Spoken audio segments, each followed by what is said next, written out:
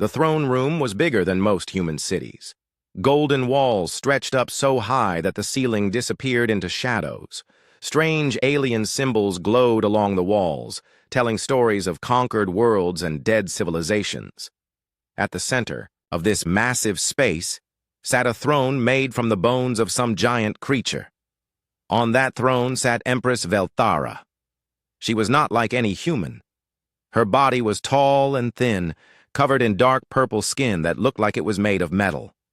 4 arms moved as she spoke, each one ending in claws that could cut through steel. Her eyes were bright yellow and seemed to burn with anger. When she smiled, rows of sharp teeth showed. She had ruled the Dominion Empire for 3,000 years, and in all that time, no one had ever said no to her. Admiral Jiwoo Park stood in front of the throne. He was much smaller than the Empress, but he did not look afraid. His gray hair was cut short, and his face showed many years of hard decisions. Behind him stood Captain Minho Lee and Commander Somin Kim. They wore simple blue uniforms with no fancy decorations. They looked very ordinary compared to the huge alien guards around them. The guards were twice as tall as humans and carried weapons that hummed with energy. Their armor was black and covered in spikes. They had been chosen from the strongest warriors of conquered worlds. Each one could probably kill 100 humans without breaking a sweat. But the 3 humans stood calm and still, as if they were just visiting friends. "Your species is very small," the Empress said. Her voice was like metal scraping against stone. "Your ships are weak. Your weapons are old. You have only one planet. Yet you refuse to join my empire. This is very stupid." "Admiral," Park nodded politely. "Your Majesty is correct. We are indeed small compared to your great empire." The Empress leaned forward on her throne. "I have conquered 400 star systems. 400 different species now serve me. Some fought back, some tried to hide, some begged for mercy. All of them failed. All of them now kneel before me. You will do the same." Captain Minho Lee stepped forward slightly. His hand rested on his belt but not on any weapon. The alien guards tensed, ready to strike. But Lee only pulled out a small device that projected a star map into the air. "Your Majesty," Lee said in a calm voice, "may we show you something?" The Empress waved one of her 4 hands. "Show me your pathetic fleet. Show me your tiny ships. Show me why I should not destroy your world right now." The star map grew larger. It showed hundreds of star systems, with trade routes and patrol paths marked in different colors. Red marks showed Dominion military bases. Blue marks showed human colonies. There were very few blue marks compared to the sea of red ones. "As you can see," Admiral Park said, "we have very few colonies, very few ships. We are not a threat to your mighty empire." The Empress laughed. The sound was like breaking glass. "Exactly. So why do you waste my time? Surrender now, and I will let most of your people live. They will work in my mines and factories. Your children will serve in my armies. Your scientists will build weapons for me. This is mercy, Commander." Somin Kim spoke for the first time. Her voice was steady and strong. "Your Majesty offers great kindness, but we must refuse." The laughter stopped. The throne room became very quiet. Even the guards seemed surprised. No one had ever refused the Empress, not in 3,000 years. "You refuse?" The Empress stood up from her throne. She was even taller. Then she looked sitting down. Her 4 arms spread wide and her claws extended. "You tiny, weak, pathetic creatures refuse me?" "Yes," Admiral Park said simply. The Empress began to pace back and forth. Her footsteps echoed in the huge room like thunder.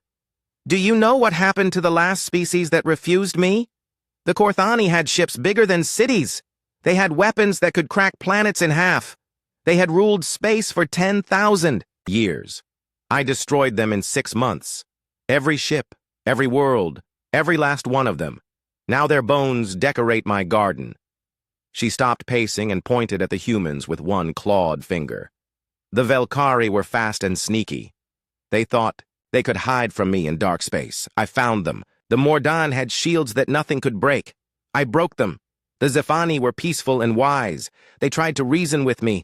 I turned their wisdom into ash." Captain Lee touched his communication device. "Admiral, permission to show our current fleet status?" Admiral Park nodded. Granted. The star map changed. New dots appeared, spreading across dozens of star systems. Blue dots. Hundreds of them. Then, thousands. Each dot represented a ship. Not small ships, big ships, huge ships. Ships so large they made Dominion battleships look like toys. The Empress stopped talking. Her yellow eyes grew wide as she stared at the map. The dots kept appearing, more and more of them. They were arranged in perfect formations, ready for battle. Each group was positioned to defend important star systems or block major trade routes. 1,000 supercarriers, Admiral Park said quietly. Each one 15 kilometers long, each one carrying enough firepower to destroy a fleet. The throne room was silent except for the humming of the holographic display. The alien guards looked confused. They had never seen so many ships in one fleet. The Empress had never seen so many ships in one fleet. Impossible, the Empress whispered. Our scouts reported only merchant vessels and patrol boats, old ships, weak ships. Commander Kim smiled slightly. We are very good at making things look different than they are. The Empress's confusion turned to anger. Her face became darker and her claws extended fully. Tricks! Lies! No species has ever hidden a fleet this size from my intelligence network. Your intelligence network is very good, Admiral Park agreed.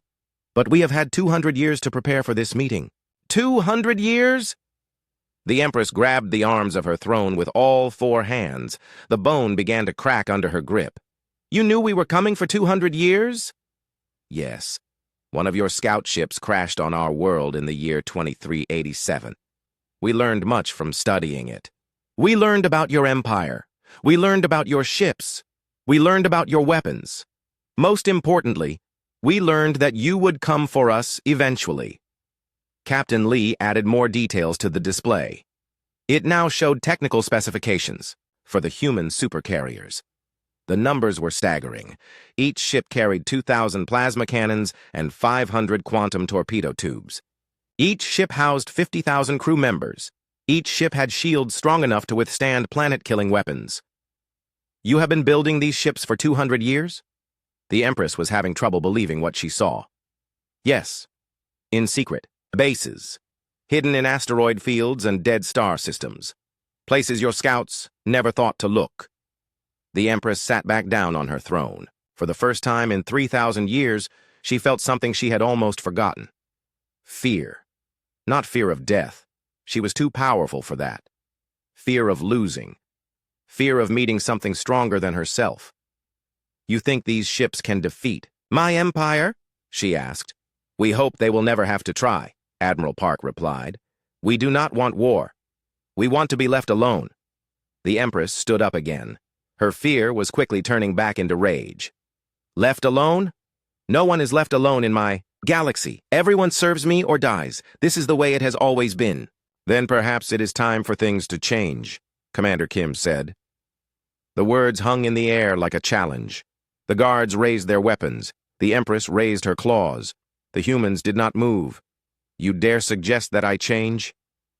The Empress's voice rose to a shriek. I am eternal. I am perfect. I am the ruler of all things. You are one person with a very large army, Admiral Park said calmly. But armies can be defeated. Empires can fall. Even eternal things can end. The Empress was shaking with rage now. Get out. Get out of my sight. You have 72 hours to surrender your ships and submit to my rule. If you refuse, I will show you why 400 civilizations kneel before me. I will turn your world into dust and scatter your people across the void. The 3 humans bowed politely and turned to leave. As they walked toward the massive doors, Admiral Park spoke one last time without looking back. Your Majesty should know that our ships are already moving. If we do not return safely to our fleet, they have orders to begin defensive operations. Immediately, the doors closed behind them with a sound like thunder. The Empress was left alone with her guards and her rage, and the terrible knowledge that for the first time in 3,000 years, someone had said no to her and lived to walk away. The shuttle ride back to the human fleet was quiet. Admiral Ji-Woo Park sat in his chair and watched the stars through the small window. Captain Min-Ho Lee piloted the ship with steady hands, while Commander So-min Kim checked their communication systems. They had just done something that no species had ever done before. They had looked the Empress in the eye and refused her demands. Do you think she believed us? Captain Lee asked as they flew away from the Dominion capital ship. She saw the numbers, Admiral Park replied. But seeing and believing are different things. She has ruled for so long that she cannot imagine anyone being stronger than her. Their shuttle approached the flagship of the human fleet. The ship was called the Aegis of Terra, and it was the largest vessel anyone had ever built. 15 kilometers from front to back, it looked like a floating city made of metal and energy. Hundreds of smaller ships surrounded it, all of them ready for battle. The shuttle landed in one of the many docking bays. As soon as they stepped out, they were met by Captain Sunho Choi from the Intelligence Division. He was a thin man with quick eyes and a worried expression. "Admiral," Captain Choi said, "we need to talk. The Empress has already started sending messages to her fleet commanders. She is very angry." They walked through the corridors of the massive ship. Crew members stopped and saluted as Admiral Park passed. Most of them were young, but their eyes showed determination and courage. They knew they were about to fight the most powerful empire in the galaxy, but they were not afraid. The command center was a huge room filled with screens and control panels. Officers sat at workstations, monitoring enemy movements and fleet positions. In the center of the room was a large table that projected a three-dimensional map of the local star systems. Dr. Yoonji Yoon was waiting for them at the table. She was the fleet's chief scientist, a small woman with gray hair and intelligent eyes. Next to her stood Commander Tae-hyun Jang, the head of engineering. He was tall and strong, with hands that showed years of working with machines. "Admiral," Dr. Yoon said, "I think it's time we told everyone the complete truth about how we got here." Admiral Park nodded and activated the ship's communication system. His voice would now be heard on all 1,000 supercarriers scattered across dozens of star systems. "Attention all ships," he said. "This is Admiral Park. As you know, we have just delivered our message to Empress Velthera. She has refused our offer of peaceful coexistence. In 72 hours, we will likely be at war with the Dominion Empire. Before that happens, you all deserve to know the full story of how humanity prepared for this moment." Dr. Yoon stepped forward and began to speak. 213 years ago, a Dominion scout ship crashed on Earth. The pilot was already dead, but the ship's computer systems were intact. Our scientists worked for decades to understand their technology. She touched the control panel, and the holographic display changed to show technical diagrams of alien ships and weapons. What we found was both terrifying and inspiring. Terrifying, because we learned about the Dominion Empire and their habit of conquering every species they encountered. Inspiring because we realized we could build better ships than theirs. Captain Choi added his part of the story. "Our intelligence networks have been watching the Dominion for over a century. We know their patrol routes, their fleet compositions, their supply lines. More importantly, we know their weaknesses." Commander Jang moved to another section of the display. The key breakthrough came 40 years ago when Dr. Yoon's team developed quantum fold manufacturing. This technology allows us to build ships much faster than traditional methods. Instead of taking years to construct a supercarrier, we can build one in months. "But where did we build them?" asked a voice from one of the communication channels. It was Captain Byung Park, commander of the supercarrier Iron Will. Dr. Yoon smiled. "We built them in places the Dominion never thought to look. Dead star systems, with no planets. Asteroid fields with no valuable minerals. Empty regions of space that their scouts considered worthless. We created hidden bases in these locations and worked in complete secrecy." The display now showed a map of human construction sites. There were dozens of them, scattered across hundreds of light years. Each site had built multiple ships before being abandoned and destroyed to hide the evidence. "Every human world contributed to this project," Admiral Park continued. "Families sent their children to work in the hidden bases. Scientists left comfortable positions to spend decades in isolation. Engineers worked in dangerous conditions to build weapons that had never been tested." Lieutenant Yeji Nam, the fleet's communication specialist, reported from her station. "Admiral, I'm intercepting Dominion military channels. The Empress has ordered her commanders to prepare for a cleansing operation. She's calling up reserve fleets from across the Empire." Captain Lee looked at the communication data. "How many ships is she mobilizing?" Initial reports suggest 300 warships in the first wave, Lieutenant Nam replied. They're calling it the Purge Fleet. It's commanded by General Korthal, one of their most experienced battle commanders. Commander Kim studied the enemy fleet composition on her display. 300 ships against our 1,000. Those seem like good odds. Numbers are not everything, Captain Choi warned. Dominion ships are smaller than ours, but they've been fighting for centuries. Their crews have real battle experience. Most of our people have only trained in simulators. Dr. Yoon brought up technical specifications for both fleets. Our advantages are significant. Each of our supercarriers has more firepower than 10 Dominion warships. Our shields are stronger. Our weapons have longer range. But Captain Choi is right about experience. Admiral Park walked around the holographic display, studying the positions of both fleets. Experience is important, but it can also be a weakness. The Dominion has fought the same way for thousands of years. They follow rigid battle plans and traditional tactics. We can use that against them. How? Asked Commander Jang. By being unpredictable, by doing things they don't expect, by fighting in ways they've never seen before. The Admiral activated the communication system again. All ships, prepare for combat operations. I want all weapons charged and all shields at maximum power. Deploy fighter squadrons, but keep them close to the carriers. We are about to show the galaxy that humanity will not bow to tyrants. Captain Sunho Choi pulled up intelligence reports about the Dominion Empire. Admiral, there's something else you should know. Our agents have been in contact with some of the conquered species. Many of them hate the Dominion but have never been able to fight back. If we can prove that the Empire can be defeated, some of them might join us. Rebellions? Commander Kim asked. Possibly. The Velkari have maintained hidden fleets despite being conquered 50 years ago. The Mordan have been sabotaging Dominion supply lines. The Zephani have been secretly developing new technologies. They're all waiting for someone to strike. The first blow against the Empire. Dr. Yoon added more information.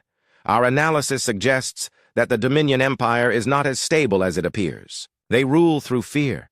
But fear only works as long as people believe you cannot be defeated. Once that belief is broken, everything changes. Admiral Park nodded thoughtfully. Then we need to make sure our first victory is visible to the entire galaxy. We need to show every oppressed species that the Empire can bleed. Lieutenant Nam looked up from her station with new information. Admiral, the Dominion Purge fleet is moving. They're heading for the Kepler 442 system. Our intelligence suggests they expect to find a small human colony there. Instead, they'll find 200 of our supercarriers, Captain Lee said with a grim smile. Exactly. Fleet Admiral Dongwook Seo is commanding our forces there. He's one of our best tactical minds. Commander Jang checked the status of all human ships. All vessels report ready for combat. Weapons are charged, shields are active, and crews are at battle stations. Admiral Park looked around the command center at his officers. Each of them had spent years preparing for this moment. Each of them knew that the next few days would determine the fate of humanity and possibly the entire galaxy. The Empress thinks we are weak because we are new, he said. She thinks we are afraid because we are small. She thinks we will surrender because everyone else has. She is wrong on all counts. He paused and looked at the display showing 1,000 human supercarriers positioned across dozens of star systems. Each ship was crewed by 50,000 of humanity's best and brightest. Each ship carried weapons that could destroy planets. Each ship represented years of secret preparation and sacrifice. We are not weak. We are not afraid. And we will never surrender. The age of the Dominion Empire is ending. The age of freedom is about to begin. The communication channels filled with acknowledgments from ship commanders across the fleet. 1,000 voices speaking as one, ready to fight for the survival of their species and the liberation of hundreds of others. The war was about to begin. The Kepler 442 system had 3 small planets and 1 dying star. For 50 years, humans had maintained a mining colony on the second planet. It was not an important place. The Dominion scouts had barely noticed it in their reports.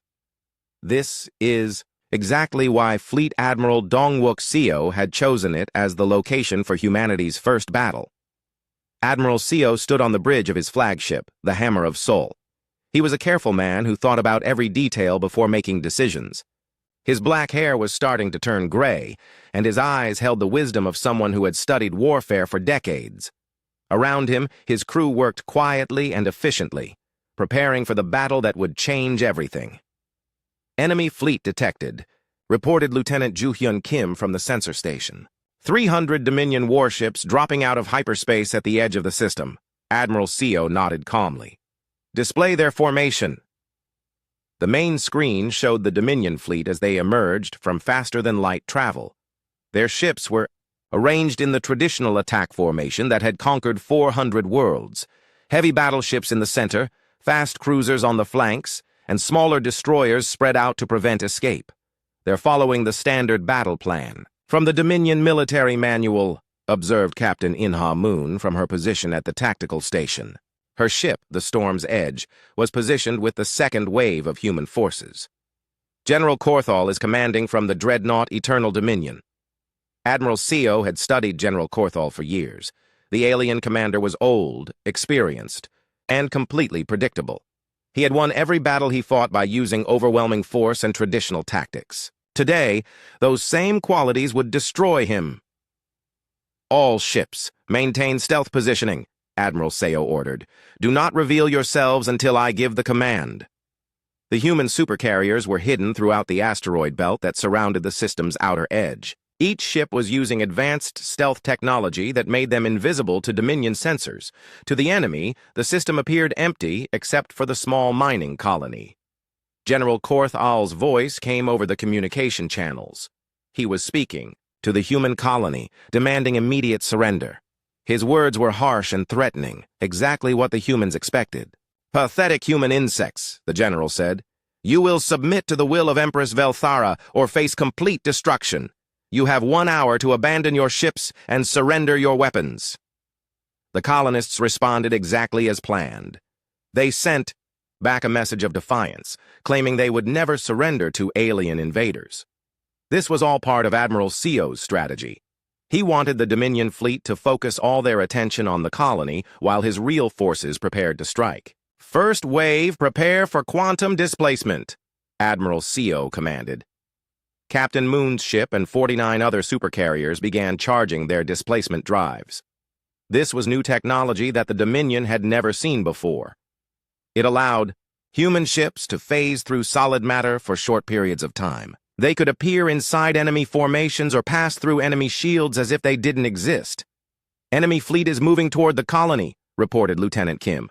"They're maintaining tight formation. All ships are focused on the planet." "Perfect," Admiral Seo said. "They're doing exactly what their manual tells them to do. Captain Moon, begin your attack run." The Storm's Edge and its squadron suddenly appeared in the middle of the Dominion formation. One moment the space was empty, and the next moment 50 massive human warships were there, already firing their weapons. The effect was devastating. Dominion ships that had been flying in neat formations suddenly found themselves under attack from inside their own lines. Human plasma cannons tore through alien hulls like paper. Quantum torpedoes exploded against ship after ship, creating brilliant flashes of destruction. General Korthal's voice filled the communication channels, shouting orders in confusion and anger. "Where did they come from? How did they get past our sensors?" But his ships had no answer. They had been trained to fight enemies that attacked from predictable directions using familiar weapons. They had never faced an enemy that could appear from nowhere and strike with such overwhelming firepower. Captain Moon's ship phased through the shields of a Dominion battleship and fired all its forward weapons at point-blank range. The alien vessel exploded in a ball of fire and metal that lit up the dark space around it. "Second wave, begin your approach," Admiral Seo ordered.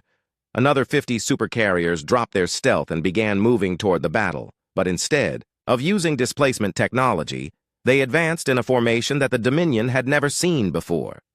The human ships moved like a school of fish, each one covering the others, each one changing direction in perfect coordination. "They're adapting to our displacement attacks," observed Commander Gina Park from her ship, the Defiant Dawn. She was Admiral Park's daughter, but she had earned her position through skill, not family connections.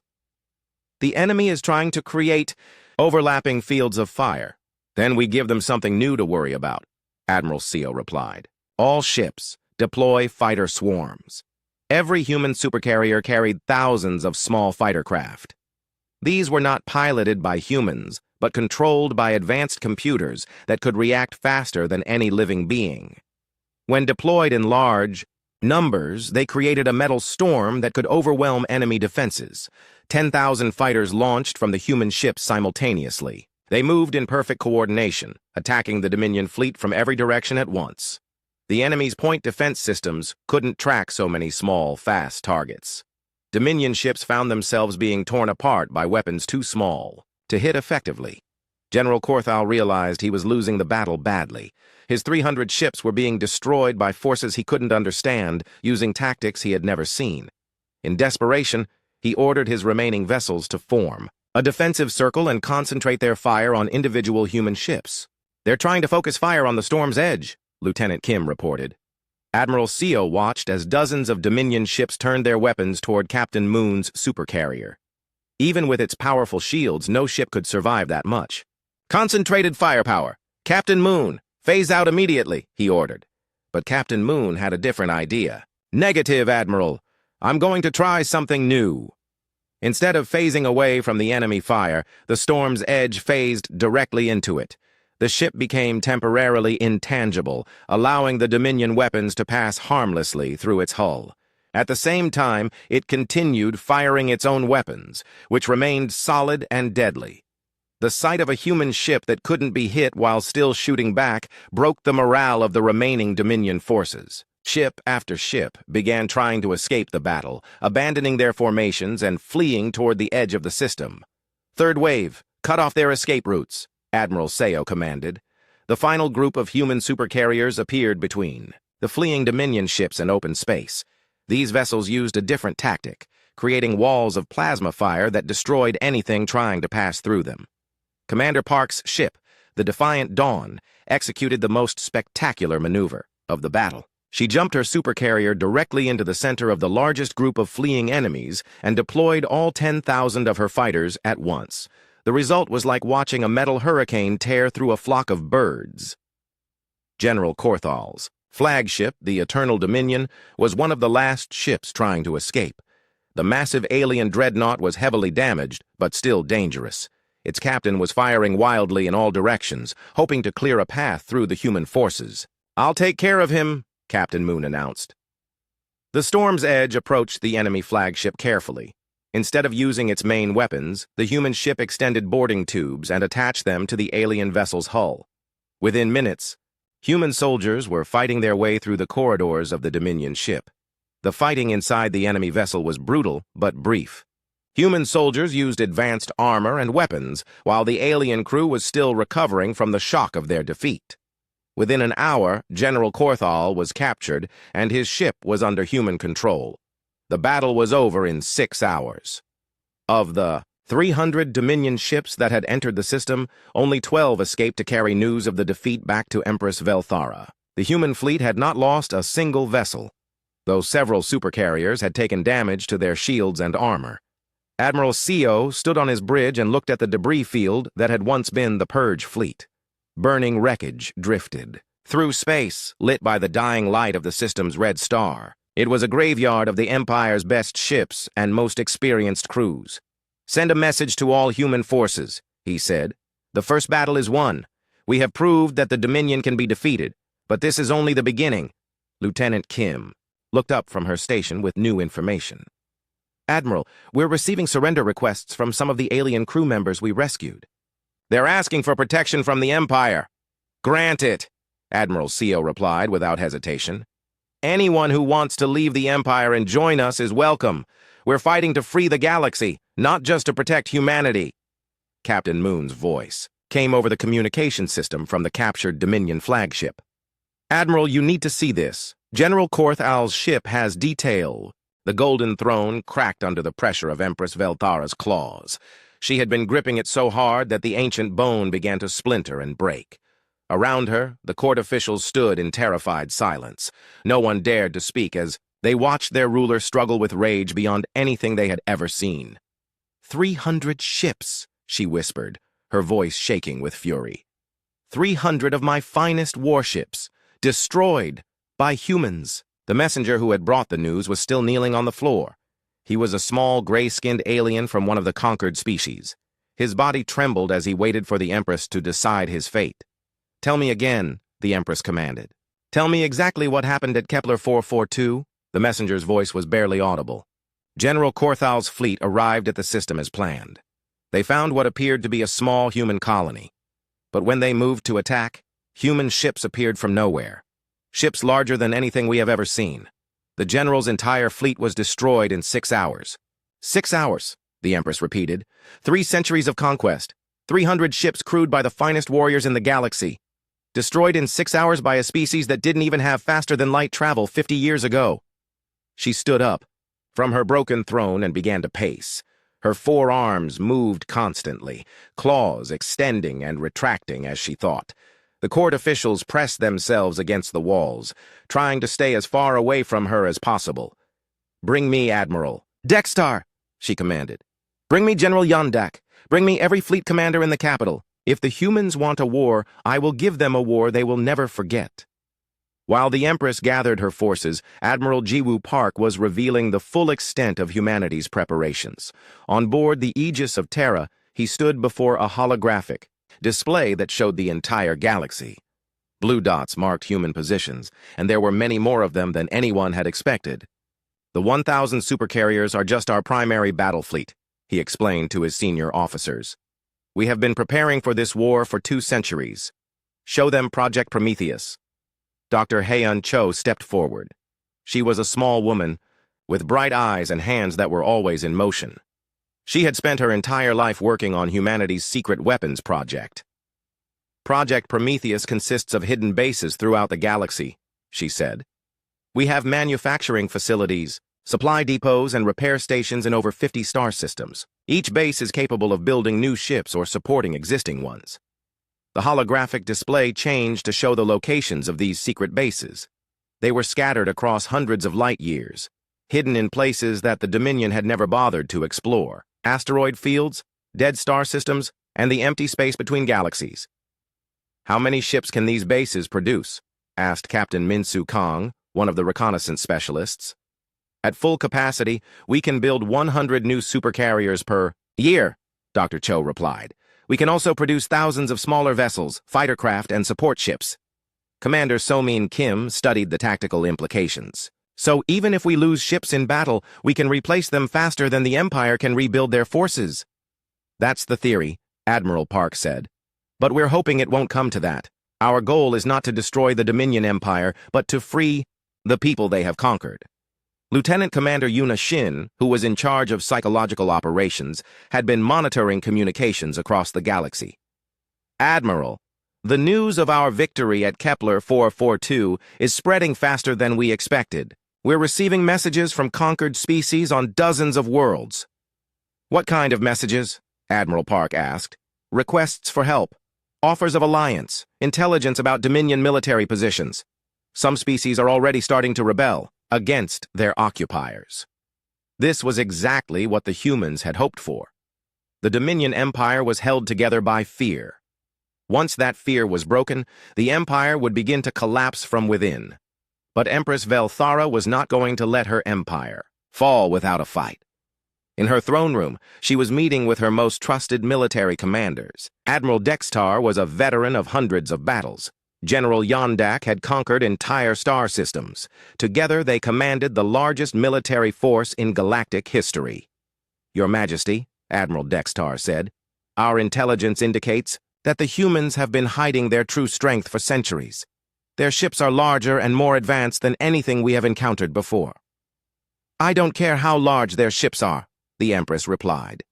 "I have 3,000 warships at my disposal. I have the World Ender, my personal command vessel. I have weapons that can destroy planets. No single species has ever defeated the full might of the Empire." General Yondak agreed. "The humans may have won one battle, but they have never faced a coordinated assault by the Imperial fleet. Our strategy should be simple. We destroy their home world as an example, then hunt down their ships one by one." The Empress smiled, showing her sharp teeth. "Exactly. We will make Earth a monument to the price of defying me. Every species in the galaxy will see what happens to those who refuse to kneel." The Imperial fleet began to gather at the edge of Dominion space. 3,000 ships of various sizes and classes, from small destroyers to massive dreadnoughts. At the center of this armada was the World Ender, a mobile space station the size of a small moon. It carried enough firepower to crack planets and served as the Empress's mobile throne room. Meanwhile, Captain Minsu Kang was leading reconnaissance missions deep into Dominion territory.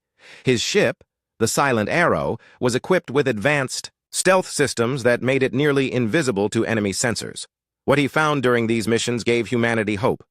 "The conquered species are more ready to rebel than we thought," he reported to Admiral Park. "The Velkari have maintained hidden fleets for 50 years. The Mordan have been secretly developing new weapons. The Zephani have been spreading anti-Dominion propaganda through their communication networks." Admiral Park studied the intelligence reports. "What do they need from us?" "Proof that the Empire can be defeated. Our victory at Kepler 442 was a good start, but they need to see more. They need to believe that the humans can actually win this war." Lieutenant Commander Shin had been working on a galaxy-wide propaganda campaign. Using captured Dominion communication equipment, human agents were broadcasting recordings of the battle at Kepler 442 to every populated world in the Empire. "The psychological effect is significant," she reported. "For the first time in centuries, people are talking openly about resistance. Dominion officials are having trouble maintaining order on several worlds, but the humans knew that their real test was coming. The Imperial fleet was moving toward Earth, and the Empress intended to make humanity's homeworld an example of what happened to those who defied her." Admiral Park gathered his fleet commanders for a final briefing before the battle. "The Empire is bringing everything they have, 3,000 ships, including the World Ender. They think that overwhelming numbers will guarantee victory." "What's our response?" asked Fleet Admiral Dongwook Seo. "We show them that numbers aren't everything. 400 supercarriers will defend Earth directly. 300 more will be positioned throughout the solar system. The remaining 300 will remain hidden until the right moment." Captain Sunho Choi from Intelligence had been analyzing Dominion battle tactics. "The Empire relies on traditional formations and predictable strategies. They expect us to meet them in open battle, ship against ship. Which is why we won't," Admiral Park said. "We're going to turn the entire solar system into a fortress. Every planet, every asteroid, every piece of space debris will be part of our defense network." Dr. Hyun Cho had been working on humanity's most ambitious project yet. "The Sol Defense Grid is ready for activation. We've hidden weapons platforms throughout the solar system connected by quantum communication networks. When activated, they will create a web of destruction that no fleet can survive." The meeting was interrupted by an urgent communication from the outer solar system.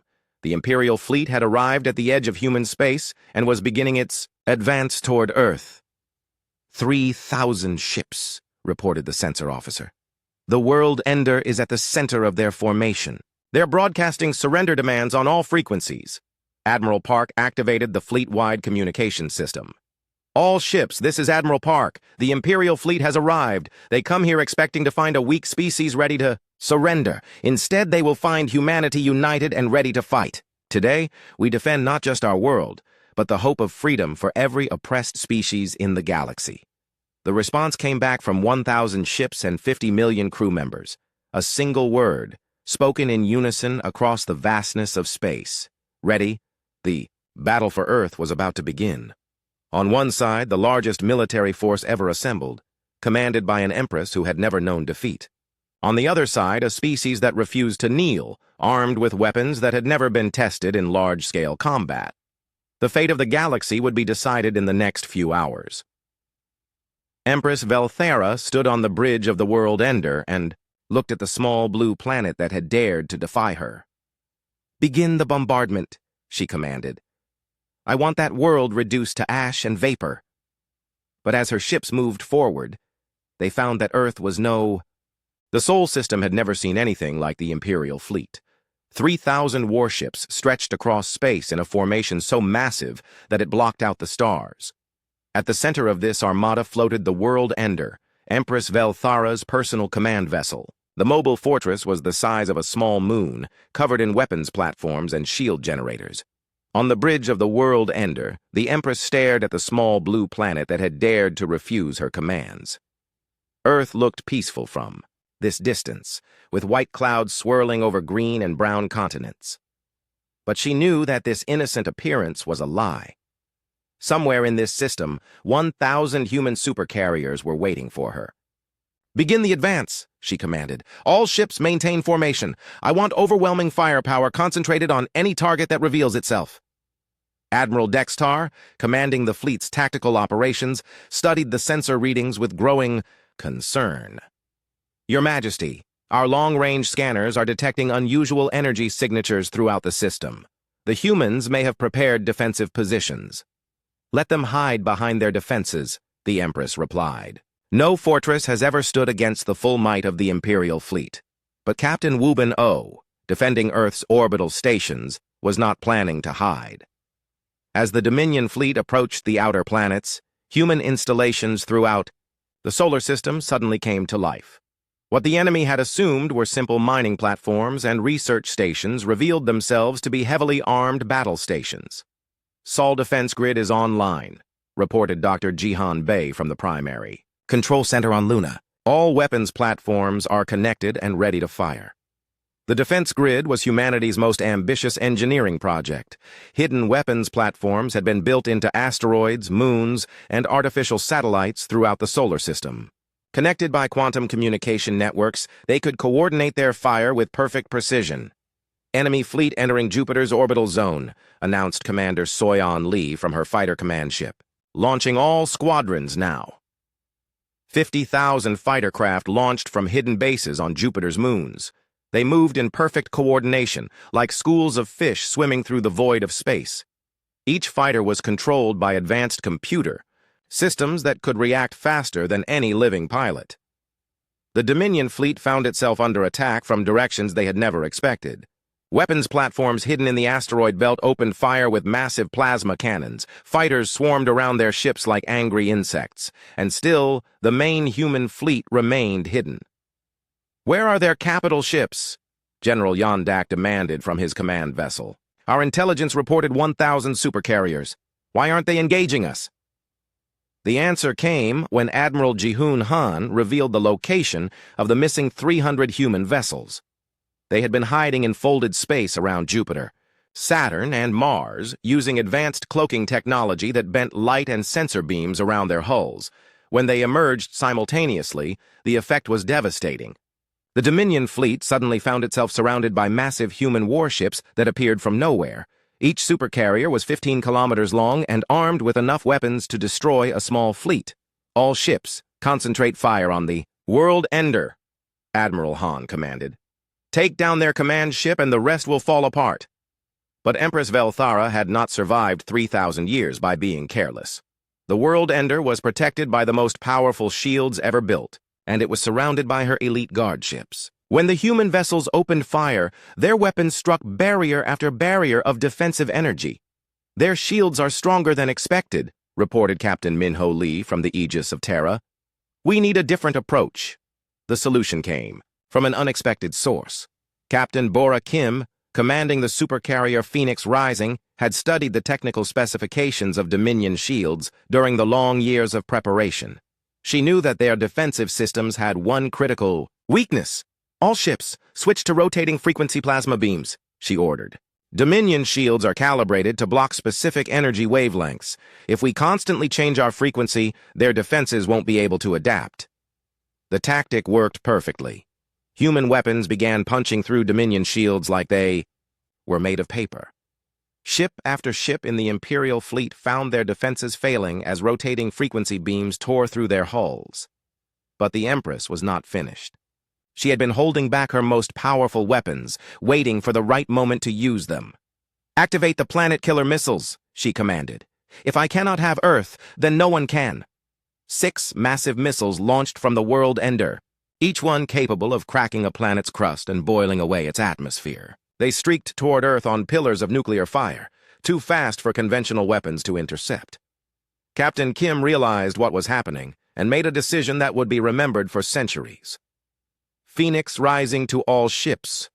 I'm going to ram those missiles. Cover my approach." Her supercarrier accelerated to maximum speed, directly toward the incoming planet killers. The ship's shields flared as it absorbed defensive fire from Dominion escorts. Plasma cannons and missile batteries hammered against its hull, but Captain Kim held her course. At the last second, she activated the ship's quantum displacement drive. The Phoenix Rising phased through the first missile, then became solid again, just as it passed through. The result was a massive explosion that destroyed both the missile and parts of the human ship. "One down, 5 to go," Captain Kim reported, her voice calm despite the fact that her ship was burning and half her crew was dead. But she didn't have to face the remaining missiles alone. All across the solar system, human ships were converging. On the planet Killers, Captain Sunho Choi rammed his ship into the second missile. Commander Taehyun Jang sacrificed his vessel to stop the third. One by one, human captains gave their lives to protect their homeworld. The last missile was stopped by Major Sung-min Lim, leading a boarding party from Captain Kim's damaged ship. His Marines used personal jetpacks to reach the weapon while it was still in flight, then planted explosive charges on its warhead. The missile exploded harmlessly in space, lighting up the darkness with nuclear fire. Empress Velthara watched in growing rage as her ultimate weapons were destroyed by enemies who refused to follow the rules of civilized warfare. No species had ever sacrificed so much to protect a single world. No military force had ever shown such dedication to a hopeless cause. "All ships concentrate fire on Earth's surface," she commanded. "If we cannot destroy the planet, we will burn every city and kill every human on it." But the Dominion fleet never got the chance.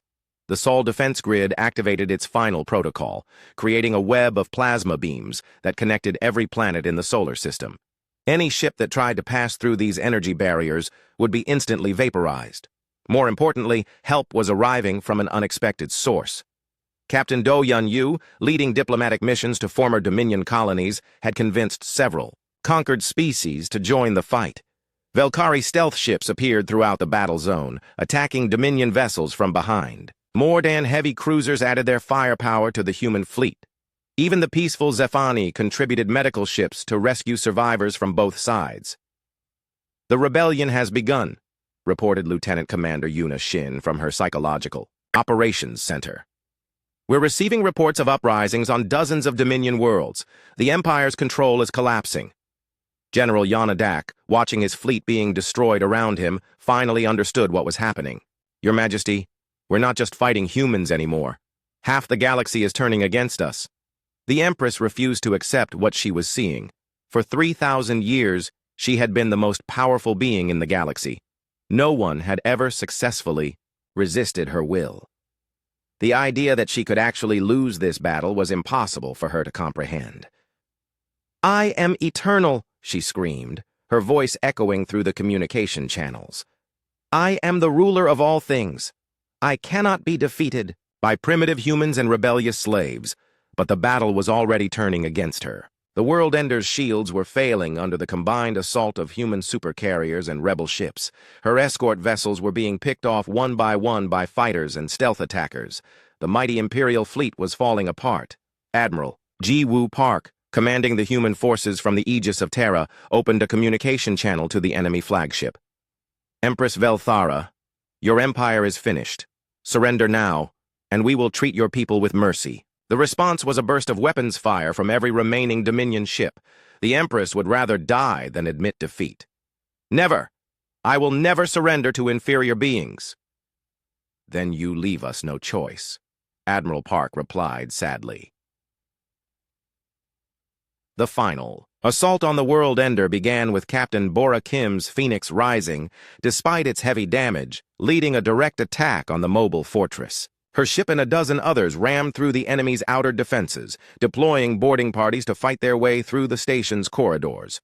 Major Sung-min Lim led the assault teams through the maze of passages inside the World Ender. The fighting was brutal and personal, human soldiers with their advanced armor and weapons facing Dominion guards who had never known defeat. The battles raged through the command center of the World Ender was a cathedral of war.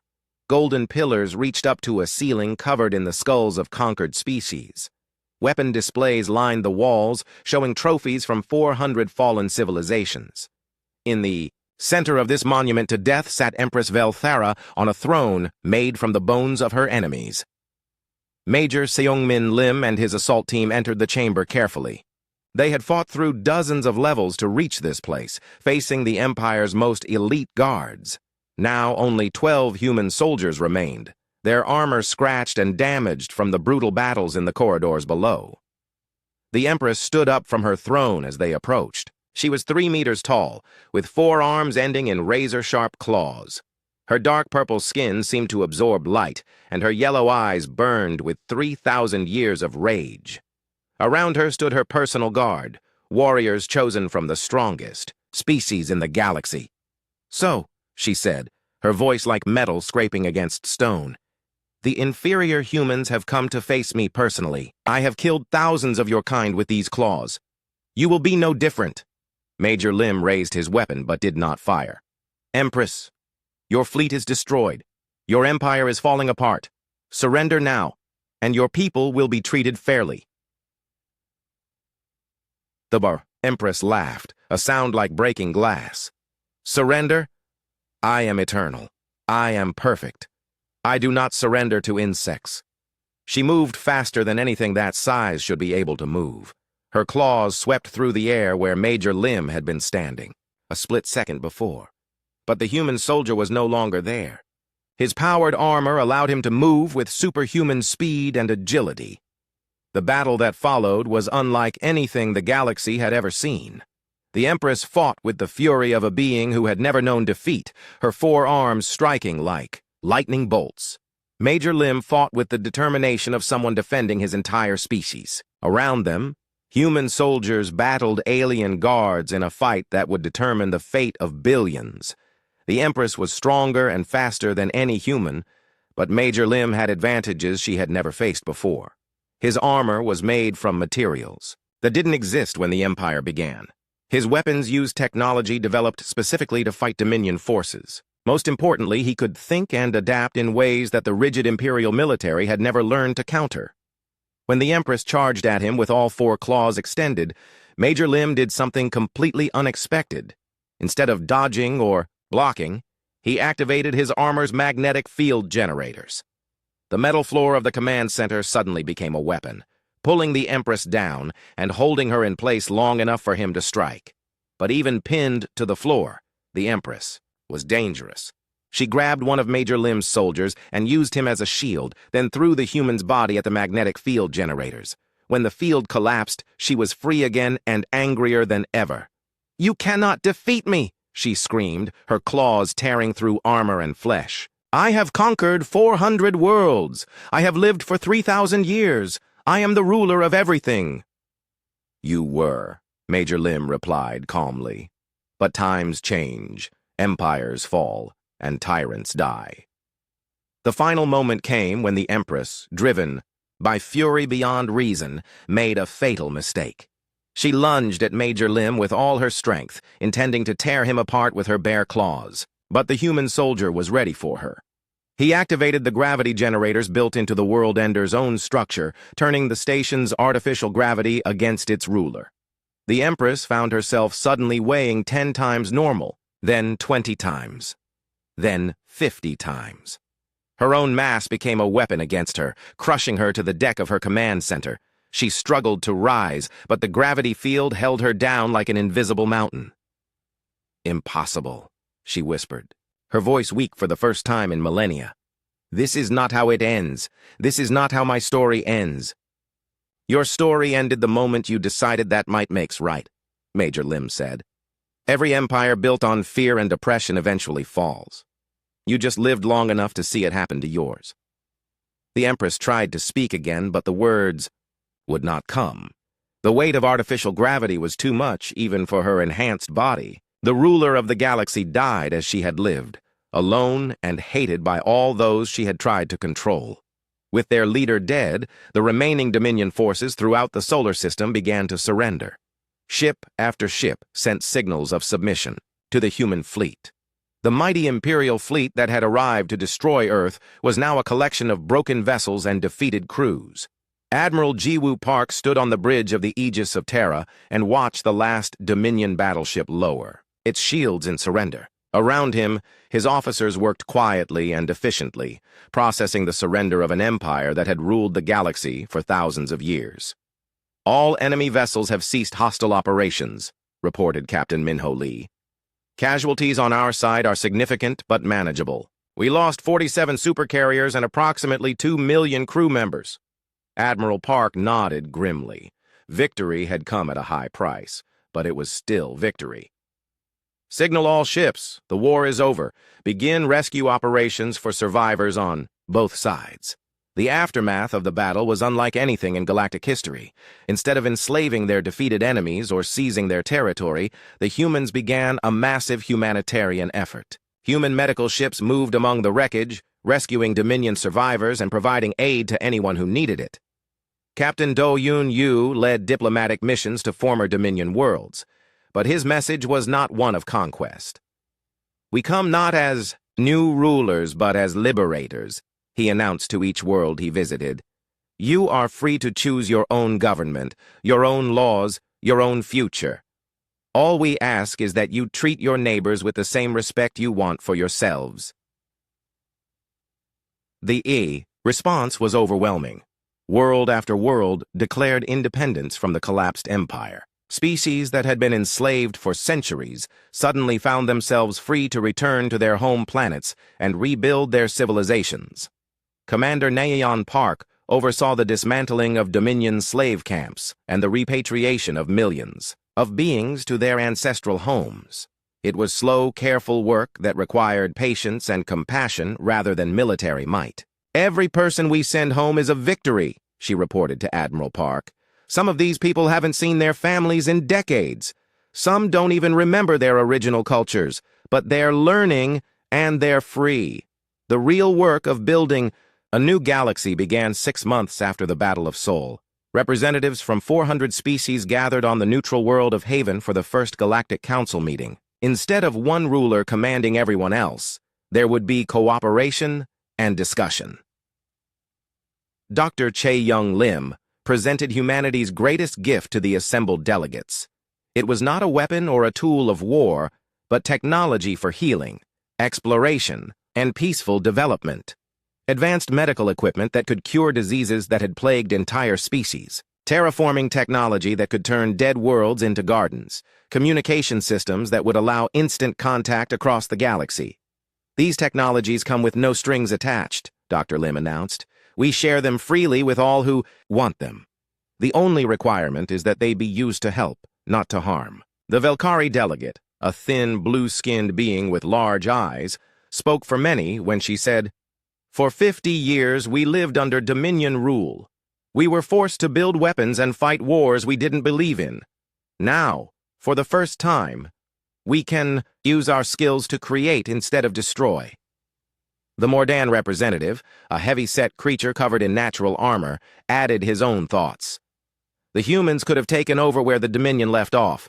They had the ships and the weapons to rule us all. Instead, they chose to free us. This is something new in galactic history.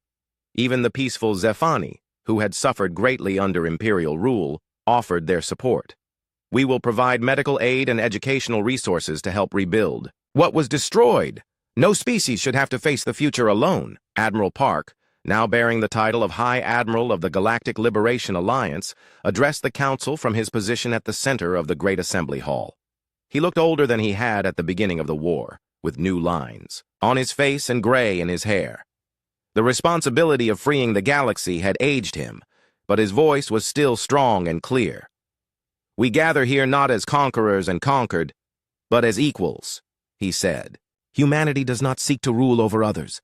We have seen what happens when one species tries to control all the rest.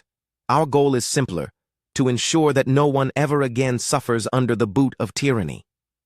The Council established new laws based on cooperation rather than domination.